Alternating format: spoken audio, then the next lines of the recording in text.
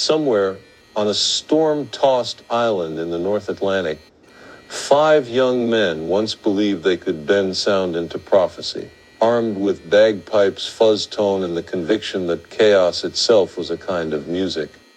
They called themselves PReDICTIon.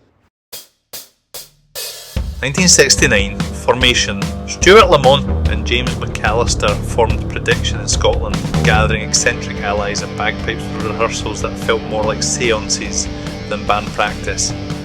1970, PReDICTIon. Their self-titled debut, recorded in an abandoned whiskey distillery, fused bagpipes, fuzz guitar and organ vandalism into a proto-prog doom cacophony that baffled critics but sold 4,000 copies in Germany.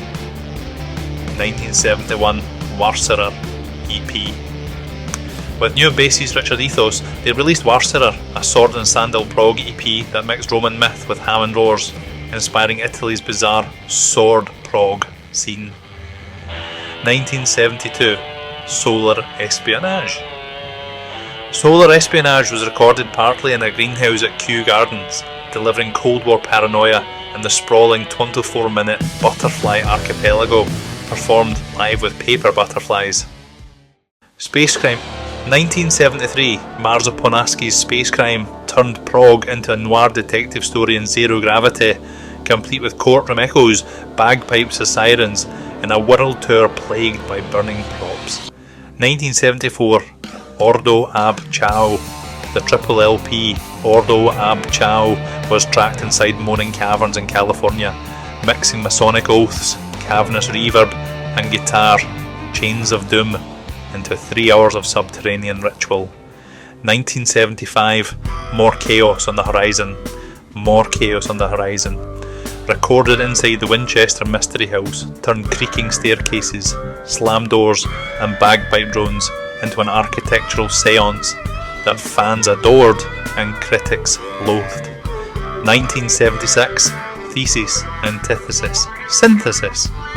On a mountain overlooking Loch Ness, they created Thesis, Antithesis, Synthesis through food poisoning, 103 amplifiers, mime vocals and bagpipes, said to summon Nessie, birthing the infamous Black Pudding Massacre bootleg. 1977, Wuthering and Wind. Wuthering and Wind scandalised with its concept of the erotic lives of Scottish ghosts, featuring moaning bagpipes and spoon percussion that earned the band a BBC broadcast ban. 1978, Alive in Tokyo. Believing they'd booked the Budokan, they instead recorded Alive in Tokyo across ramen shops and kabuki stages, producing a chaotic quadruple live LP that bankrupted them but became a cult treasure. 1979, Secrecy and Sorcery. Secrecy and Sorcery fused new wave textures with lyrics co-written by Gary Gygax, turning every track into a Dungeons & Dragons spell, while their tour with Molly Hatchet descended into nightly chaos swaps. 1980, Free Jam's Arthur Schmeddly seized control for Free Jams, a free jazz meltdown recorded in freezing Stockholm with unplugged mics, weather forecasts, and whispered Hegel quotes, later hailed as an anti-masterpiece. 1981, Scrupulous Charade.